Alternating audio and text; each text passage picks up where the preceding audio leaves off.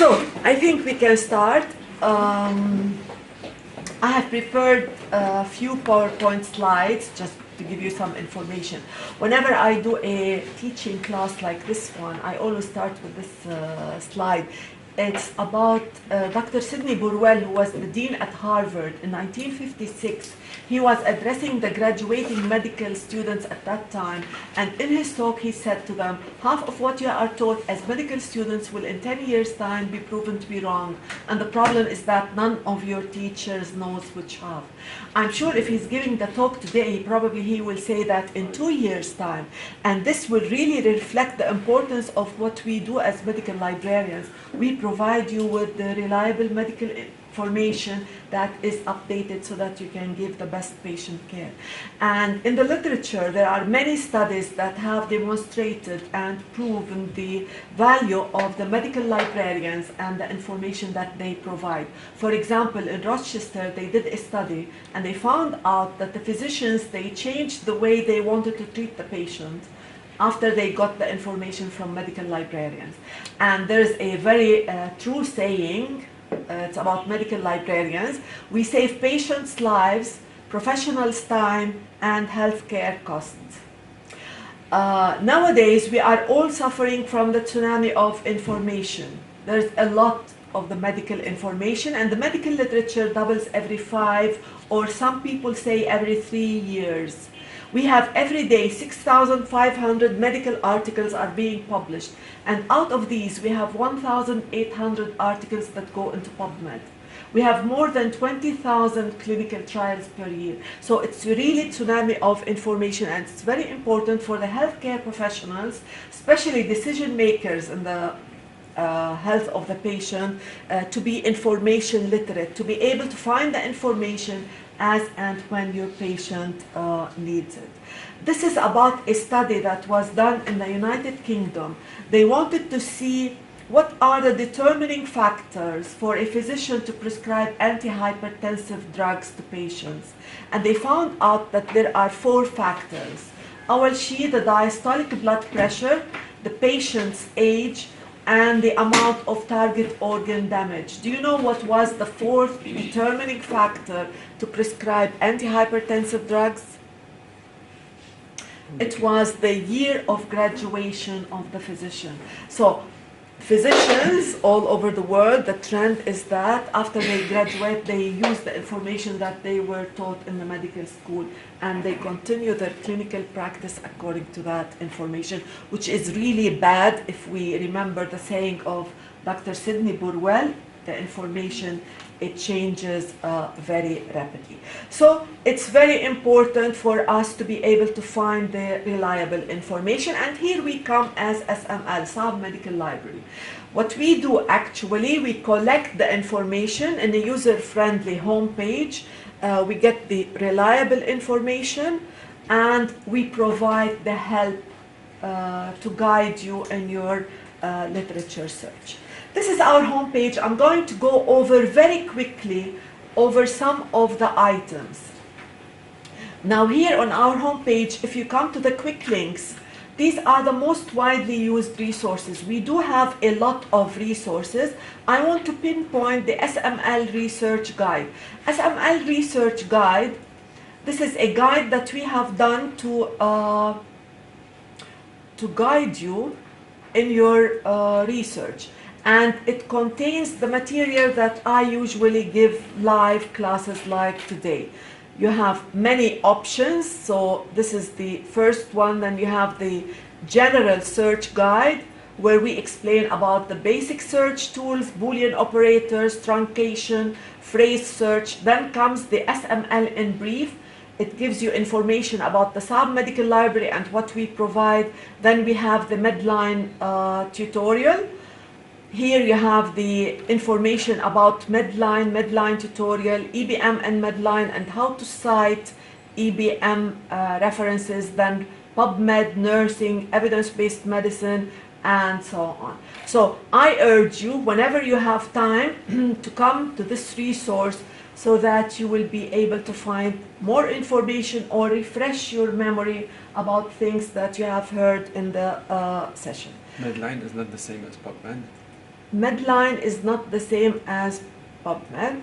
PubMed, first of all, is a free search engine, free to everyone in the whole world. The content of PubMed is identical to Medline plus additional 2%.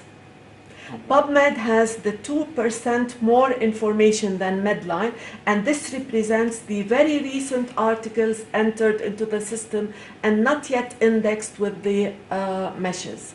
Also, it contains extra information about complementary and alternative medicine, extra information in nursing and dentistry, plus things that are a little bit out of scope of clinical medicine. This is PubMed. Okay. The content, so it's relatively the same, but the search interface is different. Each database has its own search techniques. Hala, if you prefer to search PubMed or Medline, that's okay, but you really need to know how to do an effective search on that database. Unless you're doing a systematic review or meta-analysis, then it is advisable that you search both databases in addition to many other databases that we have. Sorry, yes. If the journal it's indexed in Medline, automatically indexed PubMed? Yes, if it's indexed in Medline, it should be in PubMed, but the other way is not always true. And also PubMed, it contains the, NIH, they give money as grants for those who want to do research, and when they publish their papers, they are obliged to publish them in something called PubMed Central, which is indexed mainly in PubMed and not in Medline. So there is this 2% that PubMed contains as content, but me personally, I prefer the search interface of Medline. Now we're going to see very briefly these two different search interfaces. Now, if you come here down, I advise all physicians, not only at AUB but all over the world, to come here, simply click on this link, put your name and your email, select your specialty and click submit. When you do this thing, your request comes to us, I give it to my assistants, and they do the necessary work, and as a result, you will receive to your email the latest updates in evidence-based medicine information in the specialties that you have selected. And these updates will have clinical significance. To me, this resource is the best resource that you can use to be updated with the latest evidence in your specialty and by spending the least time, because I know no one of us has enough time to do this search. This service we're doing to every physician in the whole world. So if you have friends, colleagues, relatives outside AUB, tell them to come to this form and do the registration, and we are ready to do it for free for them. Again, we have designed here evidence by specialty. If you don't do this submitting of evidence, you can come here every month. Suppose you are a cardiologist and you want to see what are the latest evidence-based medicine information in cardiology, here they are. We group them by specialty and it reflects the content for the latest month. So we're doing these emphasis on evidence-based medicine because we believe in the value that EBM can have on having a better patient outcome. Now, if you come to our e-books, the library, we subscribe to around 5,000 e-books. And if you want to search them, there is the e-book aggregate. We have all of these aggregates. We have one for anesthesia, medicine, pediatrics, pharmacy, physiotherapy, surgery, and these are a collection of all the subject specialties. These aggregates will help you to search more easily, because when you go to an aggregate and you do a search for a particular topic, it searches all the e-books in these aggregates. For example, we have Springer e-books. This is an aggregate to around 2,000 e-books, medical e-books that we buy from the company called Springer. and it's available in this aggregate. So if you go to this link, do a search, you will be searching the 2,000 ebooks at the same time, and you will get the results there, and you can download the PDF. Similarly, we have Wiley Online Library, and we subscribe to around 1,500 medical ebooks. So one search will search all of these ebooks at the same time.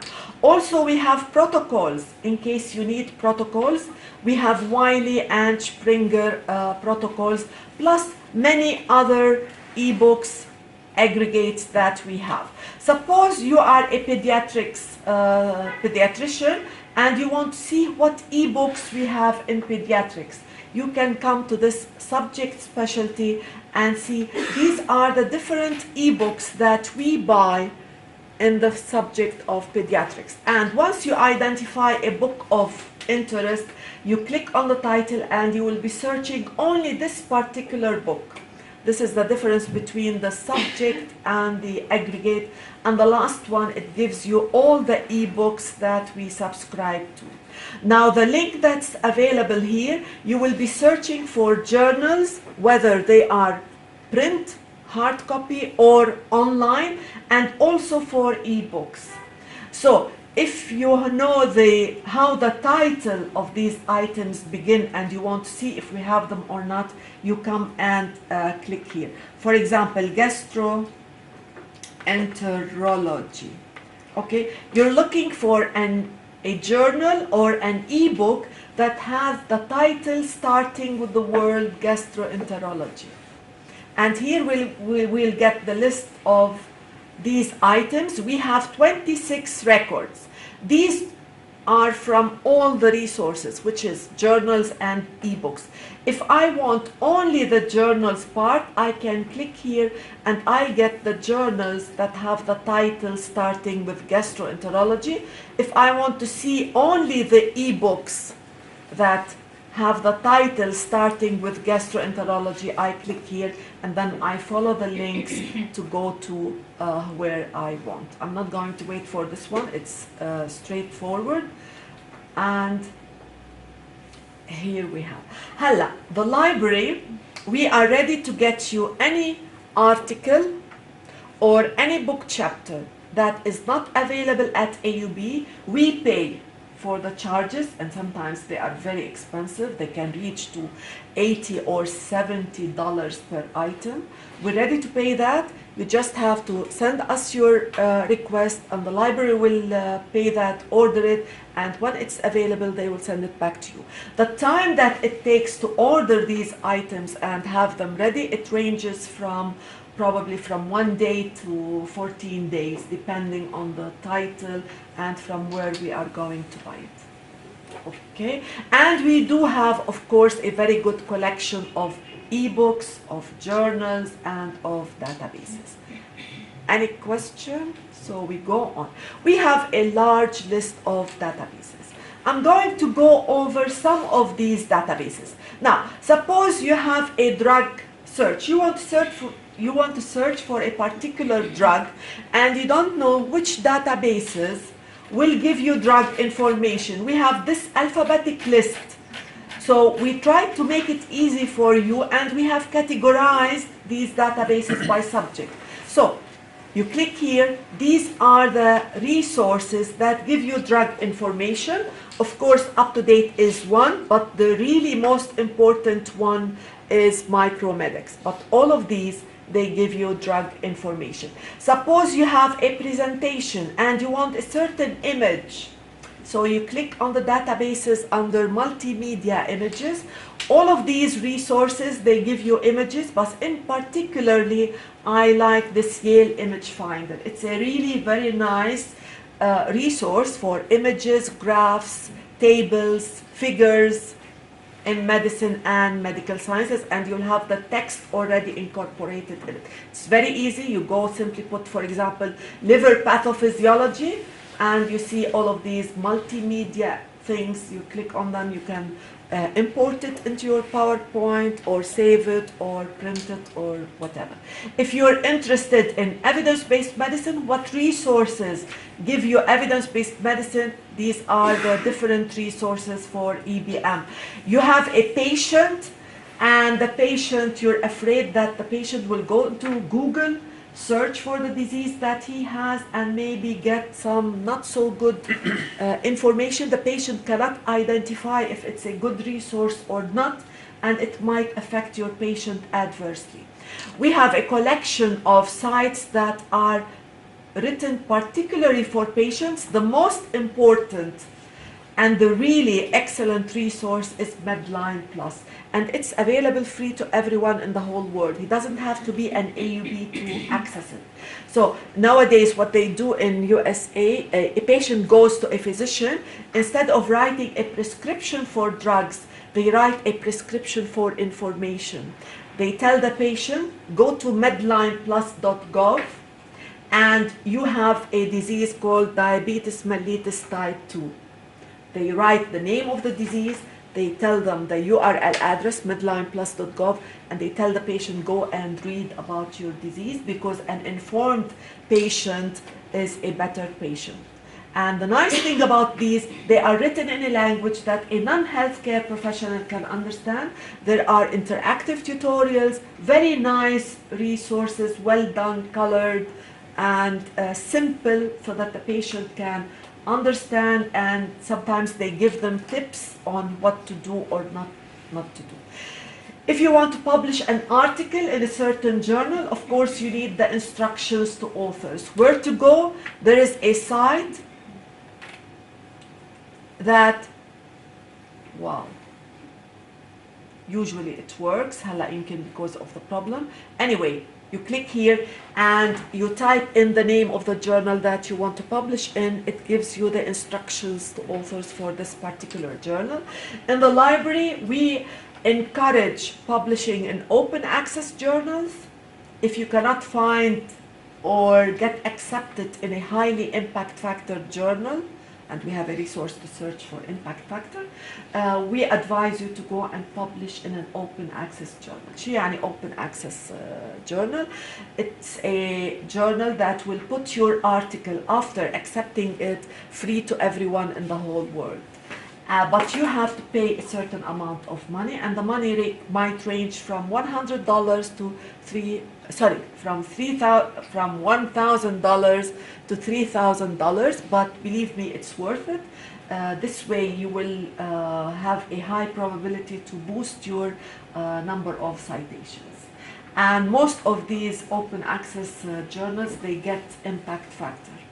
Now we have the best open access publisher, which is called Biomed Central.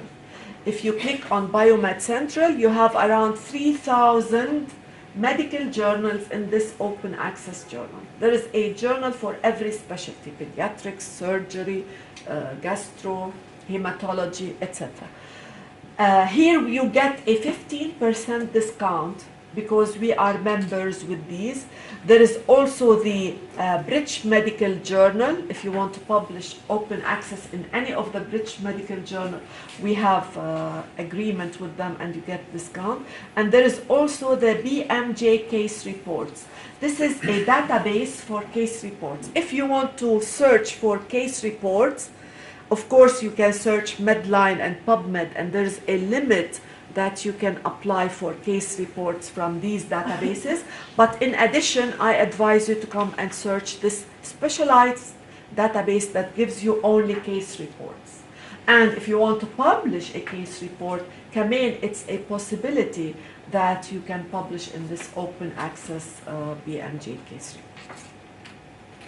Now, we have a relatively new database, which is called Clinical Key. I'm going to take you there and to try to do some simple search so that I will show you the what does this database contain.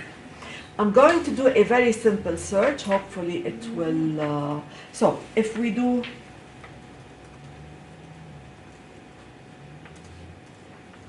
search like this, for example, catheterization a clinical key actually it's a cluster of a number of resources. Here you will get all the hits, but you can come here to the source type. One of the resources is what is called First Consult. First Consult, it's a nice resource. It tells you about the diseases. For example, if I go to the First Consult of urinary tract infection, look at the information and how it is presented. It's up to date, evidence-based, and it's presented as a pinpoint in a structured format. All diseases in this First Consult are represented in this format. Hopefully it will open.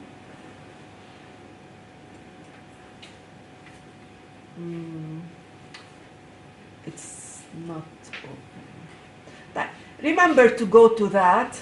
We had a severe problem at AUB this afternoon. The other thing I want to show you is Procedures Consult. This gives you the actual procedures, how to do a certain procedure. For example, male catheterization. Hopefully the procedure will open. It's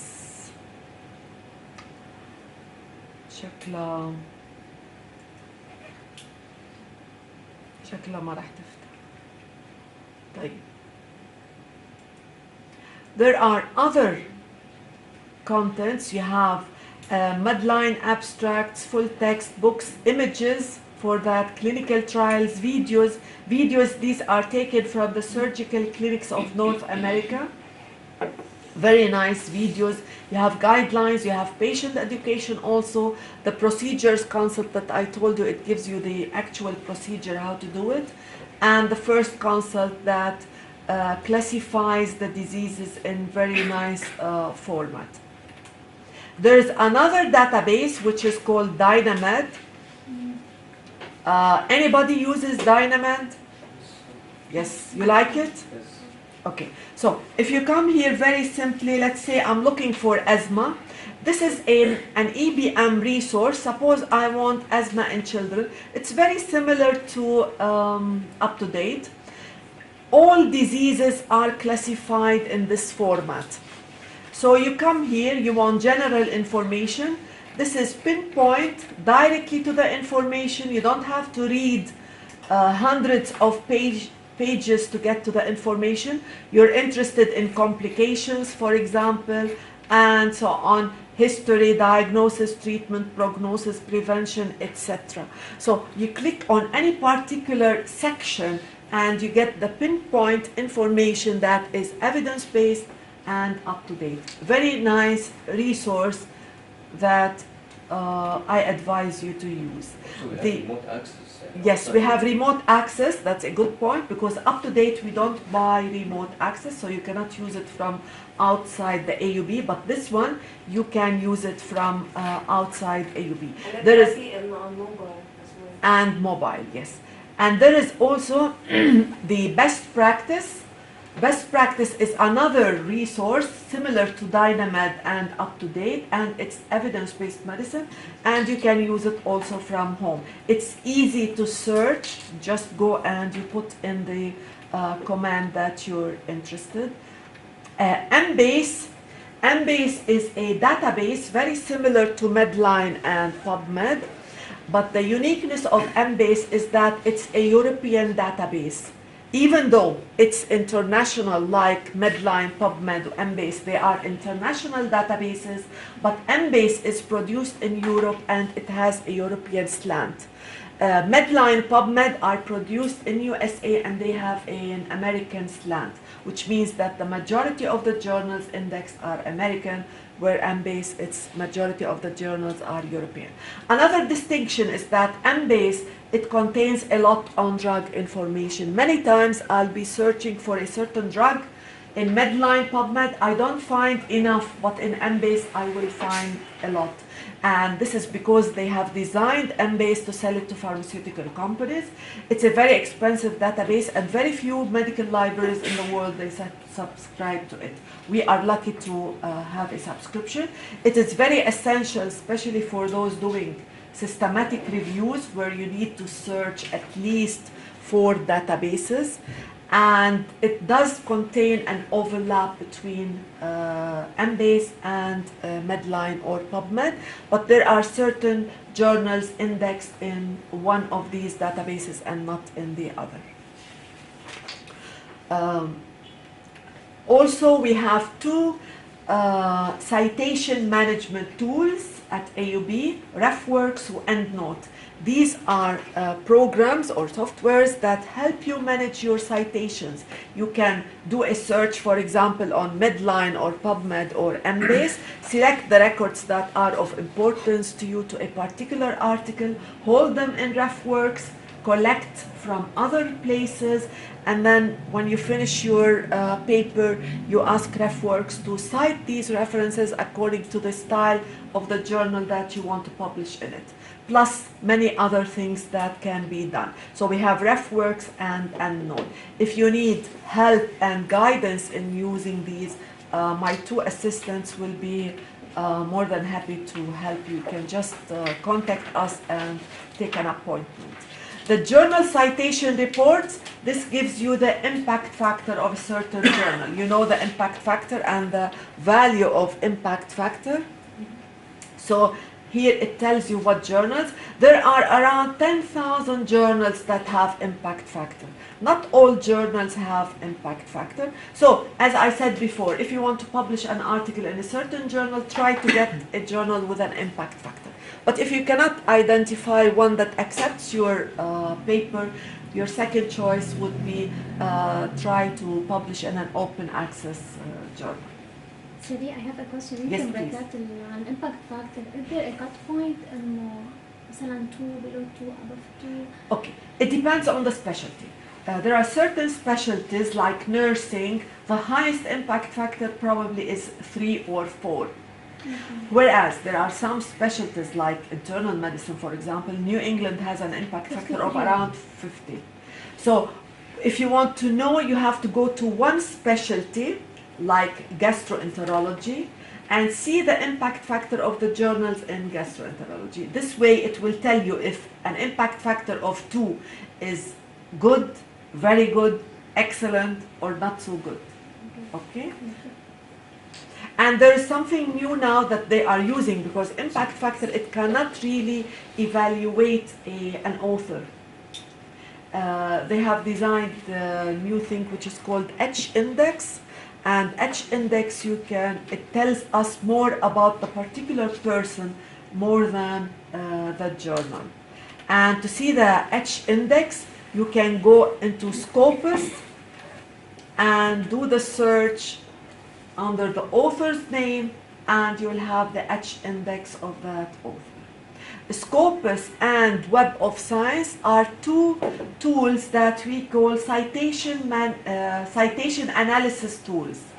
Citation analysis tools, it means they try to give an impact for the publication or the author, and we can use them in the library to see who have cited who, when, and where.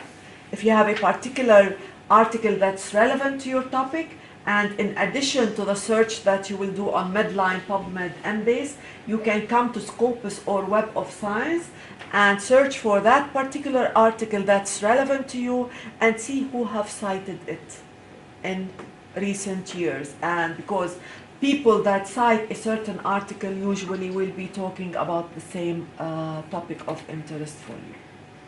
ToxNet is a cluster of around 14 databases that are specialized for toxicology. So if you have a toxicology topic, of course you can search Medline, and you should search Medline or PubMed and Embase, but in addition, you should search this ToxNet and see more information about this particular compound. Of course, we have the UpToDate that has no remote access, and many other databases that, unfortunately, I just want to mention one. I'm sure you don't know about it. Global Health Library. Global Health Library, it's a database that is made by the WHO, And why I mention it because WHO, sorry, they divided the database into regions, and there is a region for the East Mediterranean region. For example, if we do a simple search,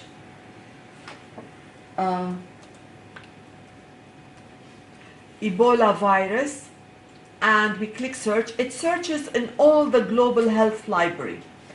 But if I'm interested in Ebola virus in the Arab countries, in the East Mediterranean region, here on the left-hand side, you have the different sections of WHO, and there is one for the EMRO, East Mediterranean Regional Office. This is in the Arab countries. So in the Arab countries, we have 10 documents, whereas in all the global health library, we have 2,000 documents.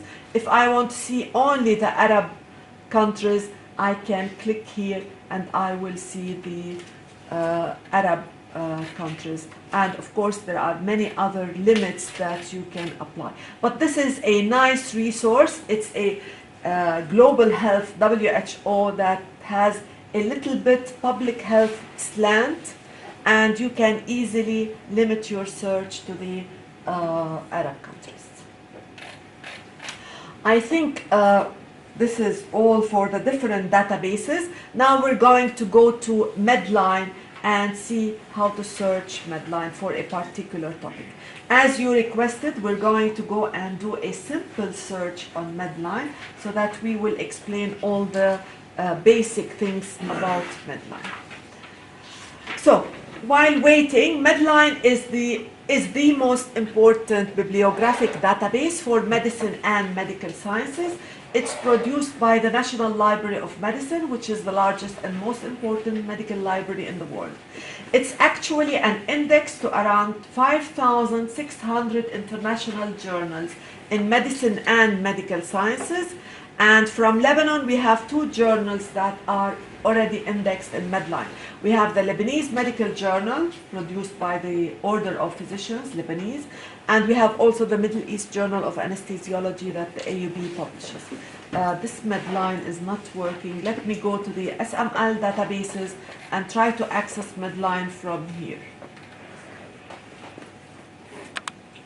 We buy this Medline from a company called Ovid, and usually about 95% of medical libraries in USA and Canada, they have the same Ovid interface. So if you learn here about Ovid, it will help you if you go later.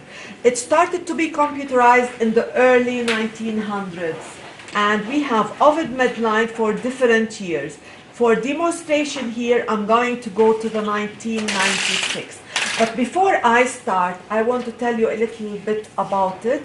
How do they index Medline? They have physicians that work for them to index Medline. And the job of these physicians is to read the articles appearing in these 5,600 journals. They read the articles and they see what the articles are talking about, and they assign indexing terms to reflect the content of the article. These indexing terms we call them MESH, abbreviation for medical subject headings. Very important terms. This tells me that the articles that have the MESH, for example, if there is an article that has the MESH tuberculosis, Lebanon, or prisons, an article having these 3 meshes, it means that the article is talking about tuberculosis in Lebanon and in prisons. The mesh tells me the article is talking about. The keywords. No, it's different. There are 2 ways that you can search Medline. Either you search with the subject or mesh, or you search with the keywords. They are different. To tell you what's the difference, I give you a very simple example. If I'm interested in the acquired immunodeficiency syndrome, and if I go to Medline and I search for the keyword AIDS, what do I retrieve? I retrieve articles indexed in Medline that have the keyword AIDS. But this keyword, it could be the family name of the author, AIDS. Or it could be the address of the author, AIDS Department, AUB MC. It might not be talking about AIDS. It could be also an article that has the title, The Nurse Aids the Physician in Treating the Patient, or Hearing Aids in Mentally Disabled Children. All of these aids are irrelevant to my topic. This is the keyword search, and I call it a dumb search because you get many irrelevant and you lose many relevant. If there is an article that talks about acquired immunodeficiency syndrome but does not have the abbreviation AIDS, I'm not going to get it. So this is the keyword search in Medline. It is dumb. I get many irrelevant, I lose many relevant ones. The other way of searching Medline is by searching through the mesh. When I search with the mesh AIDS, I will get articles that talk about AIDS, articles that the physicians, they read them and they found out that they talk about AIDS. That's why they have assigned the mesh AIDS. And what they do in Medline, the most important thing is that they group the meshes in a tree structure format. For example, this is the mesh tree structure for cardiovascular diseases. This is a broad mesh. We have narrower mesh terms, heart diseases, vascular diseases. Under heart diseases, we have 1, 2, 3, 4, 5, 6 narrower mesh terms. Under myocardial ischemia, I have 2 narrower mesh terms, and so on. This is the tree structure of the different meshes, from a broad mesh to narrower mesh. And this means that if I go to Medline and I search with the mesh heart diseases, what do I retrieve? I retrieve articles that talk about heart diseases. Full stop.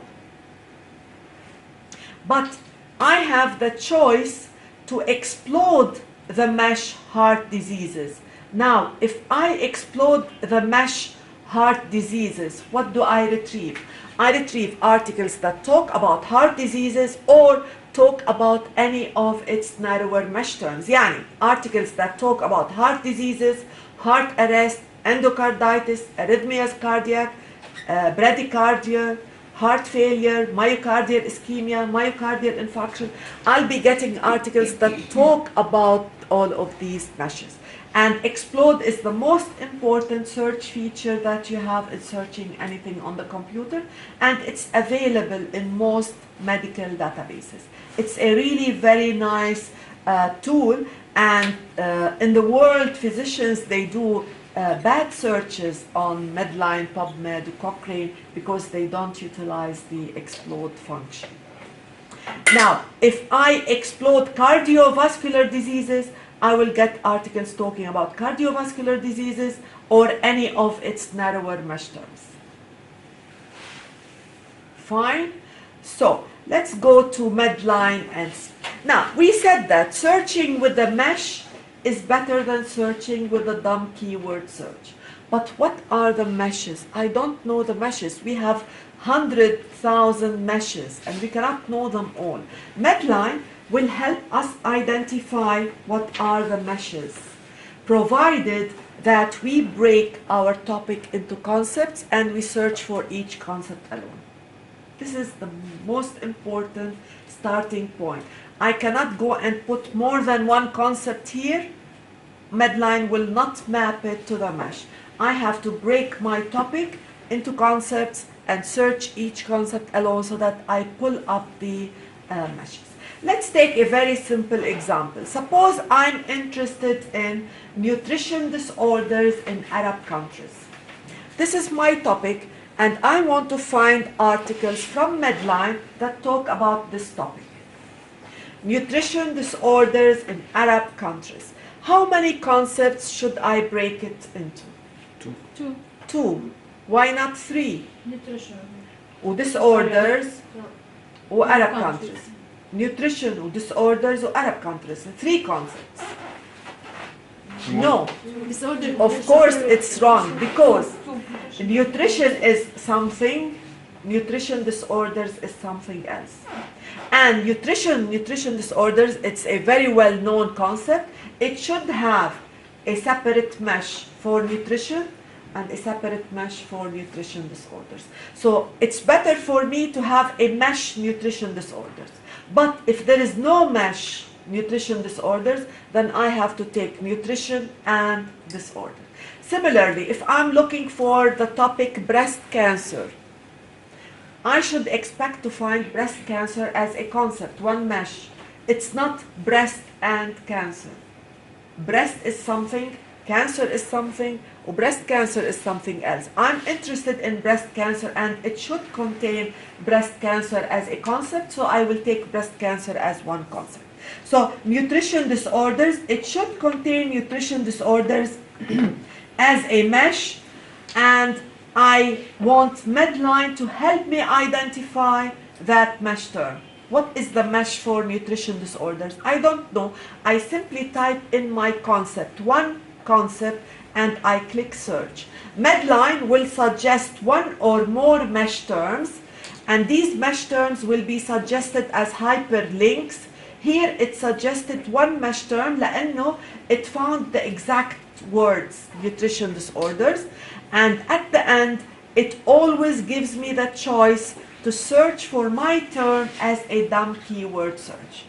Of course, now I know searching with the mesh is better than doing the dumb keyword search, so I'm going to search with the mesh nutrition disorders. If I click on the link, I open the tree structure. The tree structure is like the one I showed you about cardiovascular diseases. Here is the mesh for nutrition disorders. This is the tree structure. It tells me that nutrition disorders is a mesh. The broader mesh is nutritional and metabolic diseases. And under nutrition disorders, I have 1, 2, 3, 4, 5, 6 narrower mesh terms. And some of these mesh terms, they have narrower mesh terms. If I click on the plus, it opens the narrower mesh terms. I open the plus for overnutrition, I get obesity. كمان it has a plus. I don't need to open these pluses, but if I want to, I can click on the plus and it opens. Now, what does Medline tell me? We have 5,000 articles that talk about nutrition disorders. But if there is an article that talks about child nutrition disorders, obesity, malnutrition, overnutrition, infant nutrition disorders, these are not included.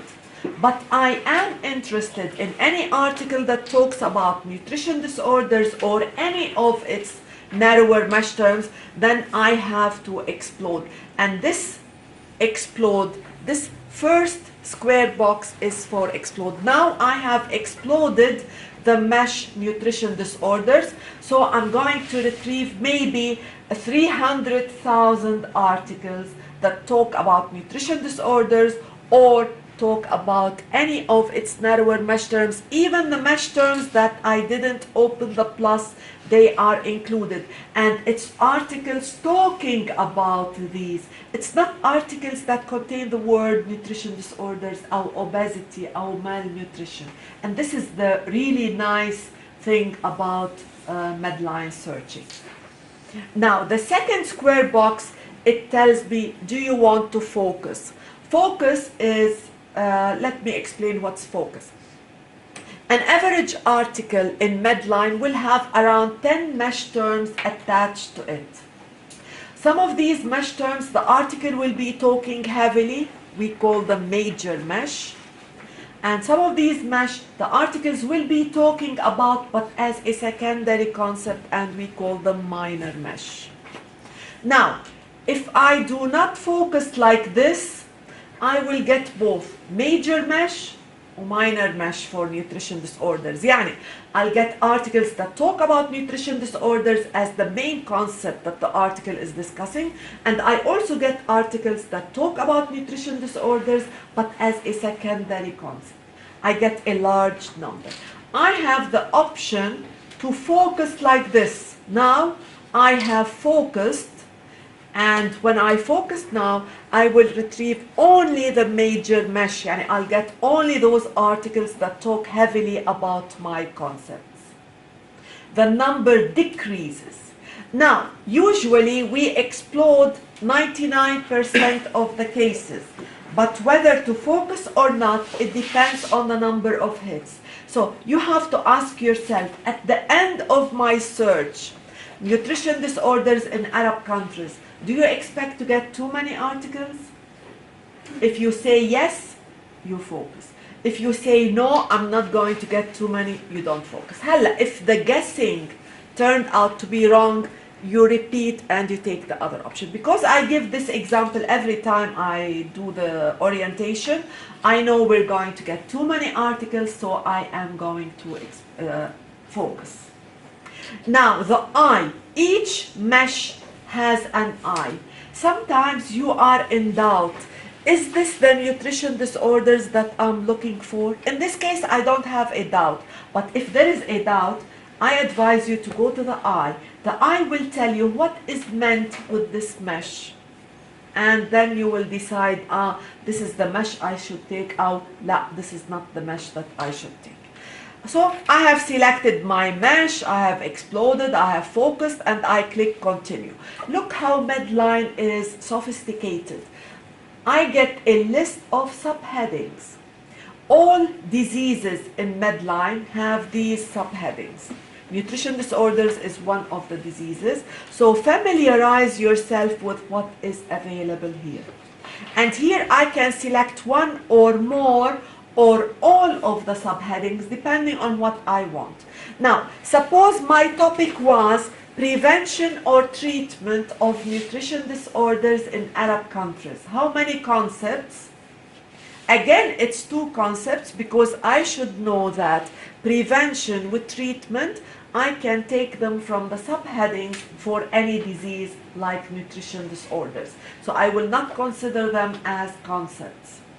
If I'm looking for prevention or treatment of nutrition disorders, I can select this one, therapy, maybe I will take surgery, maybe I will take rehabilitation, I will take drug therapy, diet therapy. So you can select one or more or all of the subheadings. Now I'm going to take all.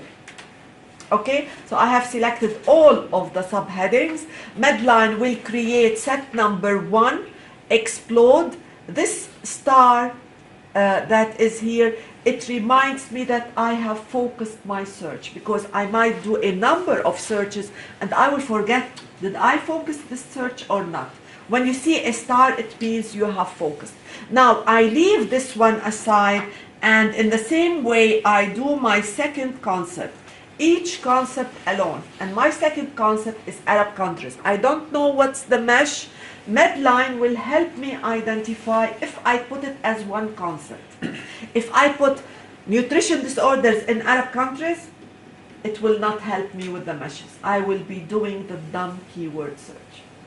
Now here, it mapped it to the Middle East, and at the end, it gives me the choice to search for my Arab countries as a keyword. If I click on the link, Middle East, I go to the tree structure. What narrower mesh terms do you expect?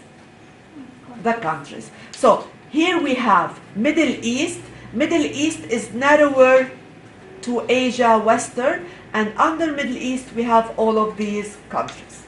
Now, some of these countries are Arab, few of them are not Arab. There are two ways you can do the search. Either you, but before that, let me repeat. We have 3,334 articles that talk about Middle East. Middle East as a broad subject country. But if there is an article that talks about Lebanon, or Syria, or Saudi Arabia, they are not included. But I am interested in any Arab country, then I have to explode like this. Countries are the only meshes that you should not focus, because these are not medical topics. It's a country. They included it to make our search easier, so countries do not focus.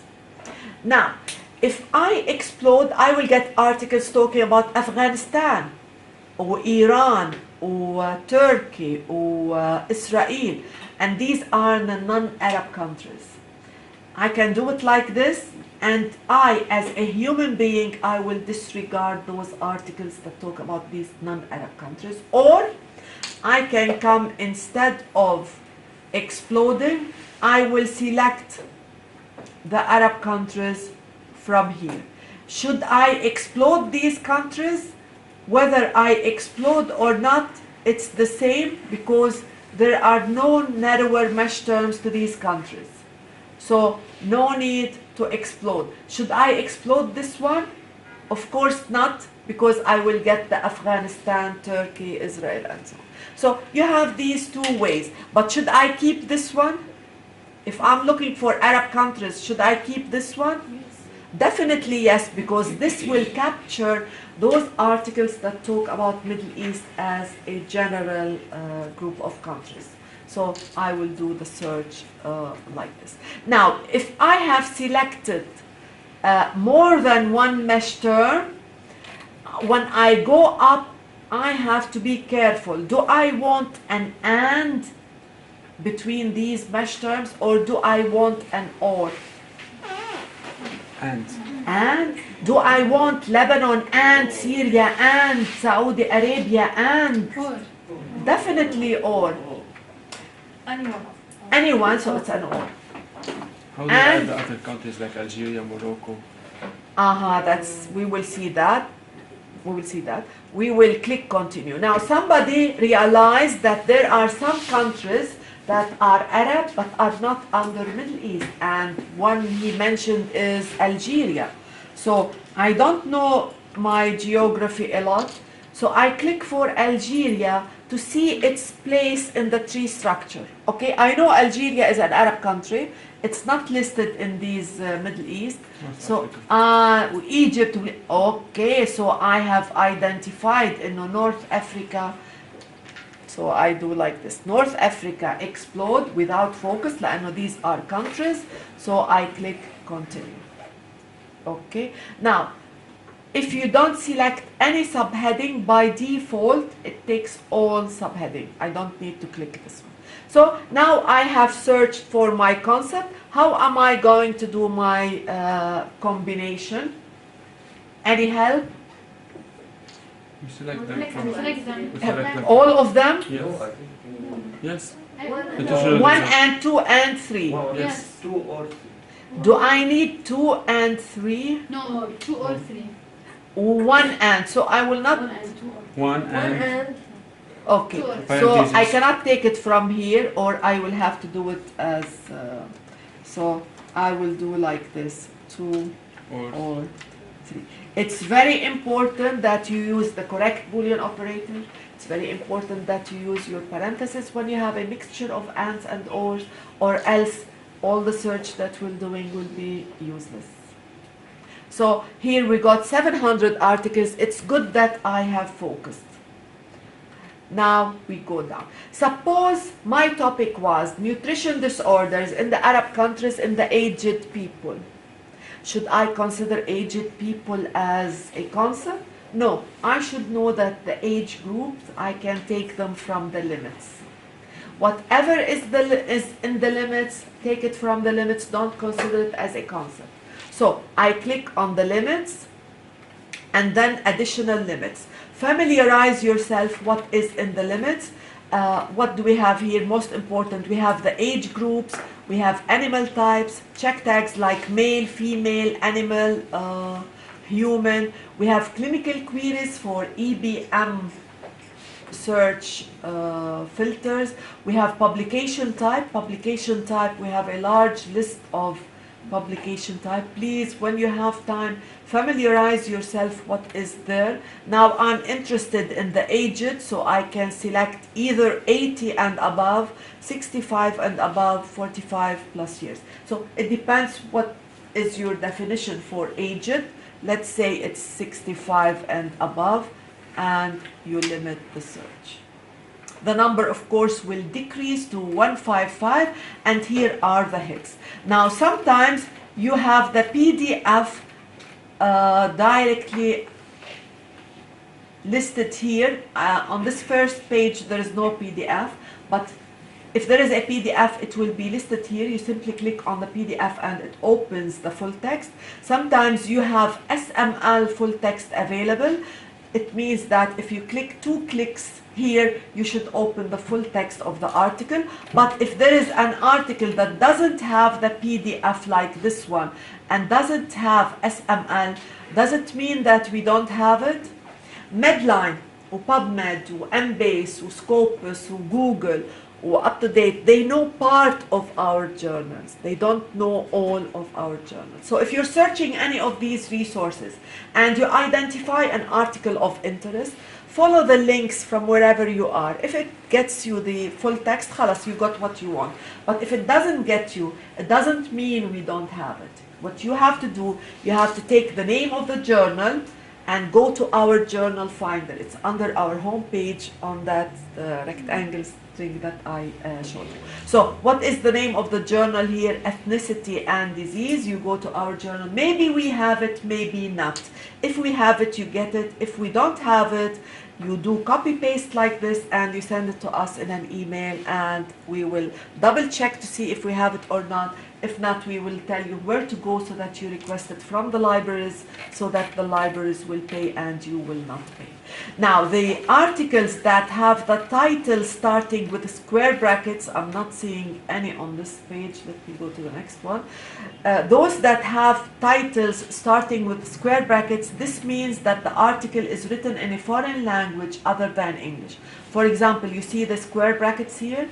This is in Medline and PubMed. When you see these square brackets, it's in a foreign language, and this one is in French, for example. If there is an abstract, the abstract will be in English, but the full article will be in French. And we don't have any translation services in the library, at least not yet. So this is very simply how to search Medline. Let's make it a little bit more complicated. Let's say we did the search like this and we didn't get anything, or we got 1 or 2 articles. What's the next step? Contact you. That's a very wise thing. Yes, very true. But if I'm not there, I search in another database. la, before you go, you remove the focus. Okay, you remember we have focused. So whenever we get a result that's not much or 0, we should remove focus. Okay, we removed the focus, it didn't work. If we had selected subheadings, we take all subheadings. We did that, it didn't work. What's the next logical step before we go to another database? Other than contacting you. Keyword search. Keyword search. Before keyword search, you should ask yourself one question. Okay, I went to the tree structure of nutrition disorders. There was a broader mesh term, nutrition and metabolic diseases. So you ask yourself, is it okay if I broadened to this broader mesh to explode? If yes, you do that. If no, you don't do it. Again, with the Arab countries, we saw the mesh under Asia Western. So you ask yourself, is it okay if I broadened to Asia Western or to maybe other countries that's developing? If yes, you include them. If not, it didn't work, then as you said, yes, we do the keyword search, which is the dumb keyword search. And the dumb keyword search is like this, nutritional and Arab. This is a very dumb search. I'm putting 2 concepts, but because I did the search with the mesh and all the sophisticated good things, and I'm supposing I didn't get anything, I have to do the dumb keyword search. But now I have to make it less dumb. How can we make this search less dumb? One way, I know that Medline allows truncation, and the truncating symbol is a star. So I can do nutrition star to retrieve any article index that contains nutrition, nutritional, nutritionally, nutritionist, anything that starts with nutrition. And similarly with the Arab, I will be retrieving Arabs, Arabia, and so on.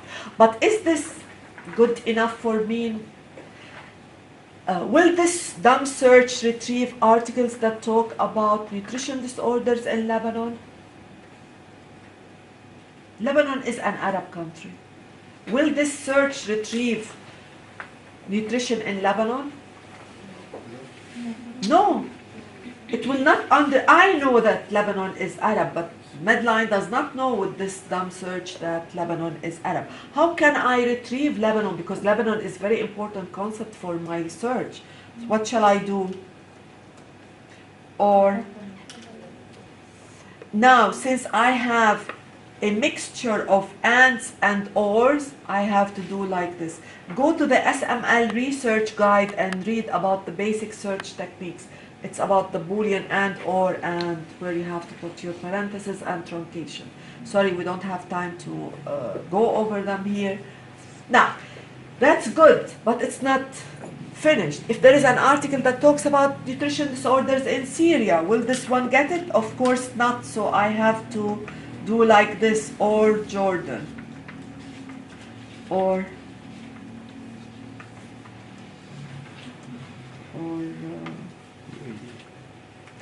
okay, am I going to list all the Arab countries? I don't know them all, there are too many. Unless I'm doing a systematic review, maybe I will check 4, 5, 6 Arab countries that are really of interest to me. I want to study their nutrition disorders, so I put them like this, and it's becoming a more intelligent search. But this search, will it retrieve an article that talks about obesity in Lebanon? Obesity is a nutrition disorder, but will this dumb search be? Of course not, because it's nutrition or obesity. And nutrition or obesity. And again, I have to put my parentheses for these. Okay. What about malnutrition? Malnutrition, truncated, or so I will select maybe 4 or 5 different nutrition disorders that I'm interested. I put them, I use truncation, and then I will do my search. Whenever you're doing the dumb keyword search, you have to compensate for the different words, for the different terminology, for the different concepts. Like I'm looking for Arab countries. In the mesh, I put Middle East explode. I know I'm getting these Arab countries. But in the keyword search, when I have to put Arab or Lebanon or Syria or Jordan, I have to mention them because it's a dumb search. It will not, I know that Arab is Lebanon. Lebanon is an Arab country, and so on. And similarly with the nutrition. Now, sometimes if I want to learn something else, let's say I don't want nutrition, I want to include nutrition disorders. I don't want nutrition. This will get me nutrition in Lebanon, for example. I don't want nutrition. I want it to be nutrition disorders. And look what I'm going to do. This is advanced searching. I'll do like this. Nutrition, ADJ3, disorder, adjacent to this. star, yes, O bracket. Okay. So here, what did I do? I'm looking for malnutrition or nutrition star ADJ3 disorder. It means that I'm looking for any article that contains the words nutrition, truncated, or disorder, truncated, maximum 3 words coming in between. I can put ADJ2, I can put ADJ4, 5, 6, and this is the adjacency. It's in Medline, but it is not in PubMed. PubMed does not allow adjacency. And now, in a few minutes, we're going to see PubMed, how to do a good search on that. Any question? Now, if we do search, of course, we're going to get many irrelevant, and we're going to lose many relevant ones, but I have no choice because I have done the good search with all the possible modifications. It didn't work, I have to do that. Now, if it doesn't work, I can increase the number of years. Here I'm searching Medline 1996 up to now. I can do previous years if it's suitable for my research. If it doesn't work, remember that Medline or PubMed is only 5,600 international journals, and we have more than 30,000 medical journals in the world. So there are many other databases, resources that you can use, such as Embase, Scopus, and many other databases. So this is very briefly how to search Medline. If you don't have any question, let's go to PubMed and see how to search on PubMed. If you want to use PubMed, I advise you to use our link for PubMed because it will identify most of our journals. Not all, most. Now, what topic you want us? Do you want us to take a simple example or let's do a simple, let's start. For example, if I go to steroids like this and I search PubMed, here it searches the whole of the years. It's not like Medline that's in crunches. I get 736,000 articles for steroids. But what are these articles? Are these articles that talk about steroids? Or are these articles that contain the dumb keywords steroids? Yeah. If there is an author's family name steroids, do we retrieve it? Yes. If there is an article that talks about steroids but does not have the word steroids, do we retrieve it? No. If there is an article that talks about estradiols or cortisone and does not have the word steroids, do we retrieve it? No. Most of your answers were wrong. Actually, we cannot tell like this by guessing yes or no. There is a very important place a little bit down the screen. It's called search details. I'm going to click here to see it on the whole screen. Search details will tell me actually how PubMed executed my search. So if I want to do a good search on PubMed, I really have to know how is PubMed executing my search. Here it tells me it searched for steroids as a mesh. So, if there is an article that talks about steroids but does not have the word steroids, I'm going to retrieve it because the indexer, he read the article, he found that it talks about steroids and he assigned the mesh term steroids. This is one. Another thing, when you search PubMed and you get the mesh term from the search details, it means there is automatic explode. So yes, if there is an article that talks about estradiols, or cortisone, or dexamethasone, or pregnanes, or, and they don't have the word steroids, I'm going to retrieve them because there is an automatic explode. Then we continue or steroids all fields. This all fields is similar to the keyword search in Medline. But why? And this one, if there is a family name of the author steroids, I'm going to retrieve it. Yes, correctly you answered because of this. But why do PubMed put this? Is it to make your life miserable? Don't think so. They put it for a good reason, and the reason is that we said that PubMed, it indexes 5,600 international journals, and some of these journals are weekly publication, Lancet, New England, JAMA, BMJ, and in every issue you have maybe 20, 30, 40 articles. So for the physicians to read the articles and to assign the meshes, it takes a lot of time. What do they do in PubMed? They have technicians that work for them, and the technicians, they receive the issues of the journals. They do data entry, citation, abstract, directly. They get it, and then the physician, when he has time, he comes and he reads the articles and he assigns the mesh terms. There is a time lag period between data entry of a citation into PubMed and the mesh indexing. It might range from 1 hour to 3 weeks. So there are these new citations entered into PubMed and not yet indexed with mesh. If you want to retrieve them, you need this part. So whenever you do a search on PubMed, you have to come to the details and ask yourself, is it very important that you retrieve the latest 3 weeks of PubMed? If yes, you keep it as such, and you as a human being, you will remove the articles that have the family name of the author steroids. But if you say, no, it's okay, if I missed the latest 3 weeks, it's okay, I will remove this and will search only for the steroids as a mesh. So here the number decreases. We have 701,000 articles. But here I will get articles that talk about steroids or talk about any of its narrower mesh terms, but I will not retrieve articles that have the family name of the author, steroids. So, how to search PubMed? Let's take a simple example. Suppose I'm interested in the effect of steroids on asthmatic children. This is my topic and I want to search it on PubMed.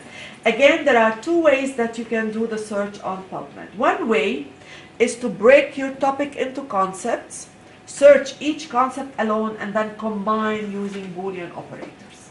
Now, the effect of steroids on asthmatic children, how many concepts? Steroids, asthma with children. What about effect? Actually, effect, I don't need to put it because when I combine the asthma and the steroids, it's going to be effect. Whereas, if I were looking for side effects of steroids on asthmatic children, then I know that side effects, I can take it from the subheadings. But effect as such or use of steroids in asthma, I don't need to put it as a concept. So I have, of course, the steroids, of course, the asthma, and the children, I should know that I can take it from the limits, similar to Medline, so I will not consider it as a concept. So I have two concepts. I have searched for the first concept. Now I search for the second concept, which is asthma. And here I get my hits. Now I want to go to the advanced, so that I will combine my two concepts. The advanced will give me the search strategies that I have done so far on PubMed. We have number 1, number 2, number 3. I want to combine them. I come here, edit, and here I can say number 1 and number 3. I could have said number 2 and number 3 if I want. And I click this search. And this is how you combine in PubMed. You have to put this hash and the Boolean operators and or they have to be in capital letters. So we have 12,000 articles. On the left hand side we have the limits. But PubMed will show us part of the limits so as not to crowd the page. The age groups is not shown, so I have to click here, show additional filters. And I need the ages. If I want the sex to be included and the language, I can select whatever I want from this limits to be shown and I click show. So it showed them here. Now I can select the limits. I haven't limited yet. I will click on this one so as to select. So out of the 12,000 documents, we have 4,000 that are for children. If I'm interested in females, I click females also. So I'm searching for children and females and the number decreased to 3,000. If I want English, I click English here. I can limit by years, by different things in the limits. Now we have 3,000 and here are the hits. Some of the hits that are free to everyone in the whole world, and these are around 20% of the PubMed articles, like will be indicated like this free article or free PMC article. These are free to everyone in the whole world. But what about the other one? For example, this one. It doesn't say free, but maybe we subscribe to that. To see if we subscribe to it or not, you click on the title, you will get the abstract if there is an abstract, and sometimes you have SML. Here it's a new article, there is no SML.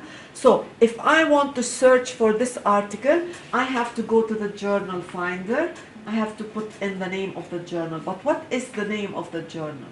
Here in PubMed, the name of the journal is in abbreviated format.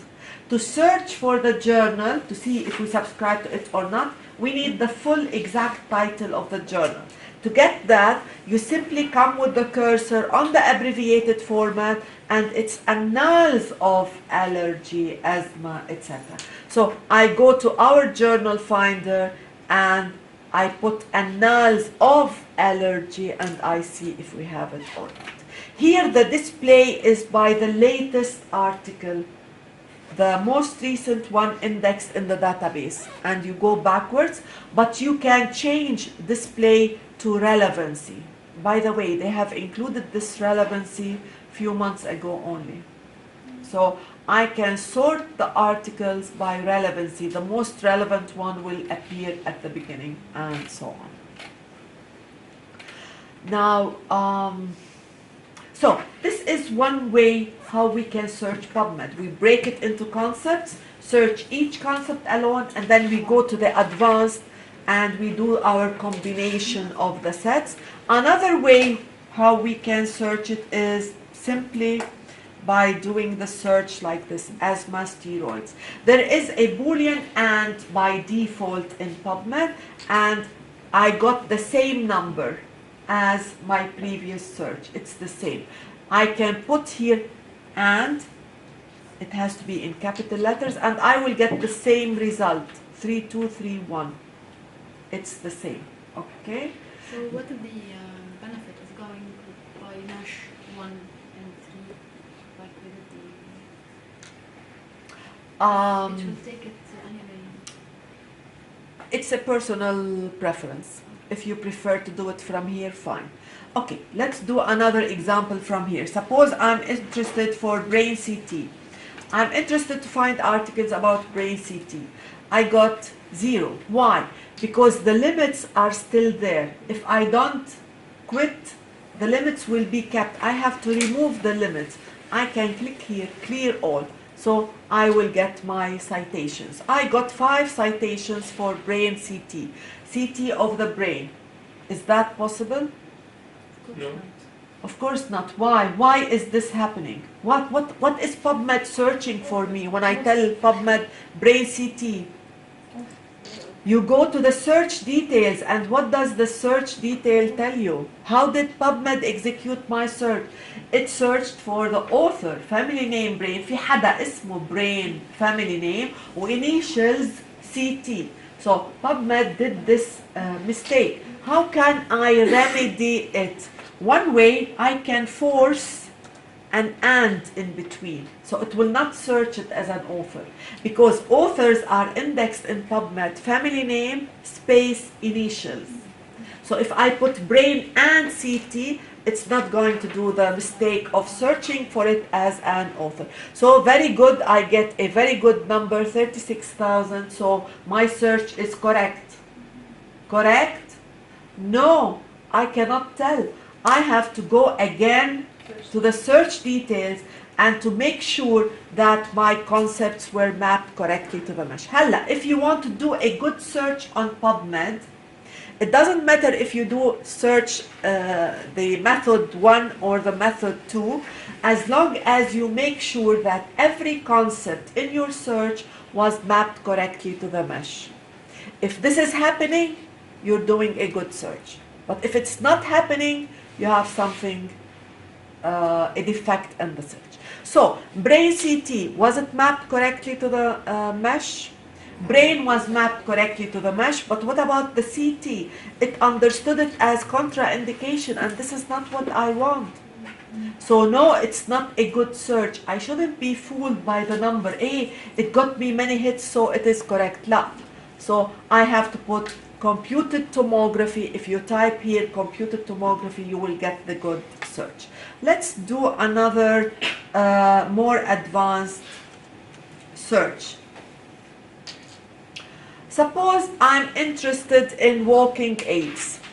I want walking aids with something else. If I do walking aids in PubMed, I got 809. That's a very good number. But is this a good search? We don't know. We have to go to the search details. And what does the search details tell me? Were my concepts mapped correctly to the meshes? Walking was mapped correctly to the mesh, but what about the aids? It was mapped to the acquired immunodeficiency, and the walking aids I'm looking for is things that can help me in walking. So this is not working. How can we remedy this thing? There are different ways, but the easiest and the most effective is like this. my concepts, walking aids, were not mapped correctly to the mesh. PubMed could not map them correctly. So I have to retrieve the articles that are in PubMed that have my concept in the title. To do that, I put walking aids, square bracket, TI. So I'm looking in PubMed for any article that has the words walking aids in the title. We have 42 such articles, and these are the 42 articles. So these articles, I just want to see what are the meshes that were used to index these articles. Because PubMed could not identify the mesh for me, and I don't know what's the mesh, so I will do this tactic in PubMed. Now, the display is by summary, and the summary will not give me the meshes. So I have to change the display into abstract and apply. So these 42 articles, I want to see their abstracts and meshes. The most recent article appears here. There is a walking aids in the title, so hopefully it is talking about walking aids. And here I don't see meshes. This is a very recent article entered into the system. The technician entered the data, but the physician has not yet indexed it with mesh. It's not going to help me in my specific aim now. This second one, Kamin, it doesn't have a mesh. This one, it doesn't have a mesh. These are very recent articles. This one has meshes. So I'm going to click on the mesh to see what are the meshes. Now, I have to look at all of these meshes and to see, is there a mesh for my aids, for my walking aids? What do you think? Can you identify? Activities? No, activities is not an aid, it's an activity. No, it's not. What about orthotic devices? You see, those meshes that have star, and there are meshes with no star. Those that have star, these are focused, major mesh. So this article, it talks heavily about orthotic devices, but it talks about kinetocardiography as a secondary concept, and it doesn't have a star. So orthotic devices is one mesh that I have to use. I have to look up at around 10 articles to identify all the possible meshes. Wheelchairs. Okay, so you will look at a number of citations. What do we have? Walkers. So all of these are possible meshes that I have to consider to do a good search. This is walkers. Canes. Okay, so no meshes here. Let's see the meshes here. Canes. Okay, so I looked at a relatively good number for, so I'm going to do walkers, canes, wheel, chairs. So now I have a better search. I click search and I get what I want. Is that correct? Why not? A lot of concepts. The space, it's not a lot of And- concepts. and. It's the space in PubMed is and. So I'm asking PubMed to search walking and walkers and canes and wheelchairs and orthotic devices. Is this what I want? I don't want and. Of course I don't want and. Either one of these will be relevant.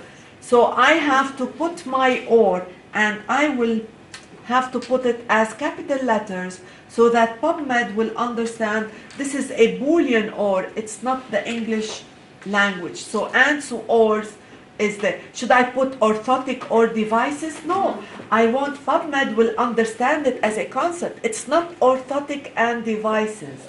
It's orthotic devices, the mesh. PubMed understood it because I found the mesh orthotic device. Now here, what do I have here? There is an and, even though I don't write it. So I have a statement here with ands and ors. What do I have to do? Brackets. Definitely I have to put my brackets, or else I'll get a very bad result for my search. So here is the search. I can put and here, or without putting it is the same. Okay, so I'll do search. But think about this. What do you think about this? Do I need to put walking and? Just putting walkers alone without walking. Walkers is a walking aid. I don't have to put walking and walkers, walking and wheelchairs, walking and canes. So actually a better search will be to remove, use your common sense and knowledge, and this would be the walking aids that I am interested in. Okay, we are on time. Any question? Usually I give this as a course, 2 credits here at AUB, and I try to give you the information in 1.5 hours. Of course, there are a lot more information, but these are the basic things. If you really understand them, read the SML research guide, and please do come and ask us about anything, any problem that you have. And I said I have 2 assistants now. They can help any one of you to find the information. Thank you for coming. Thank you.